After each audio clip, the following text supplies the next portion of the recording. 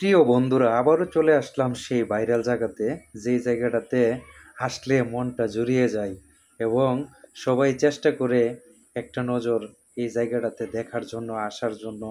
এবং অনেক দূর দূরান্ত থেকে মানুষ চলে আসে একটু এই জায়গাটাতে ঘুরে যাওয়ার জন্য। ব্রাহ্মণবাড়িয়াতে যারা আছেন অধিকাংশ লোকই কিন্তু এই জায়গাটা চিনেন এবং এই জায়গাটাতে এসে অনেক আনন্দ এনজয় এবং গোসল করার জন্য খুব সুন্দর একটা মনোরম পরিবেশ। এবং যারা না চিনেন, জায়গাটার নাম হচ্ছে শতাইন্যা ঘাট। একবার এসে ঘুরে যান, অনেকটা ভালো লাগবে। একবার এসে দেখে যান, খুব সুন্দর একটা জায়গা। আমি যখন ওইখানে যাই প্রচণ্ড বাতাস, খুব ঝরঝর করতেছে বাতাস, বাতাসের শব্দ খুব ভালো লাগে। তো অনেকেই আসছেন, অনেকেই আসেন না এখনো, একবার এসে ঘুরে যান। আর আমি কিন্তু একা আসি না, আমার সাথে রাসেল চলে আসছে। এই রাসেলের জন্য। কেমন আছো তুমি? ভালো। হ্যাঁ, ভালো তোমার বিয়ের জীবন কেমন চলতেছে? চলতেছে। হ্যাঁ, চলতেছে। ভালোই চলতেছে। হ্যাঁ, কই বিয়ে করছো তুমি? ফুলমাইরা। ফুলবাড়িয়া কোন জায়গাটা?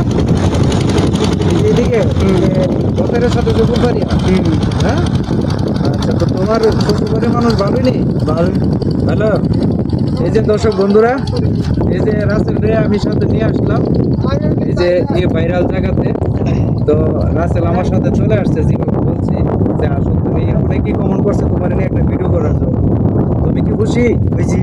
হ্যাঁ, ভিডিওতে আসছো তো, তোমার কেমন লাগতেছে? ভালো। ভালো লাগতেছে। তো এই জায়গাটাতে নিয়ে আসলাম, এখানে চলে আসলাম। আর এই জায়গাটা কিন্তু শতাইন্যা ঘাট।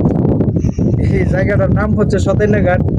এই ব্রাহ্মণবাড়িয়া জেলার অনেক লোক এই জায়গাতে আসে, মানে একটু সময় কাটানোর জন্য, একটু মানে এনজয় করার জন্য এই জায়গাটাতে চলে আসে।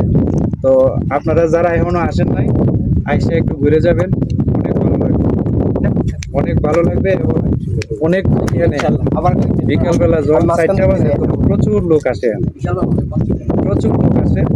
তো সবাই ভিডিওটা সাপোর্ট করবেন, শেয়ার করবেন এবং সবাইকে দেখার সুযোগ করে দিবেন। রাসেল কিছু বলবা? এই রাসেল কিন্তু সংসারে বর্তমানে একা, অর্থাৎ ওর আব্বা মারা গেছে আজকে কয় মাস হবে? এবং 3-4 মাস হবে আর কি, 3-4 মাস। হ্যাঁ, 3-4 মাস হবে ওর আব্বু মারা গেছে। ও সংসারে একা, ওর কোনো ভাইও নাই। একটা বোন ছিল, বিয়ে দিলাইছে। তো ছেলেটা অনেক সরল সোজা, ছেলেটা অনেক সরল সোজা। তো আমি যেভাবে ডাক দিছি, এখন কি কাজ করো তুমি? উঠে লাগে কাম করি, বাদে উঠে। ভাতের হোটেলে কাজ করো? কোন হানাটা? ওই চানবো। সানপুর। তো সবাই এই ছেলেটার জন্য দোয়া করবেন।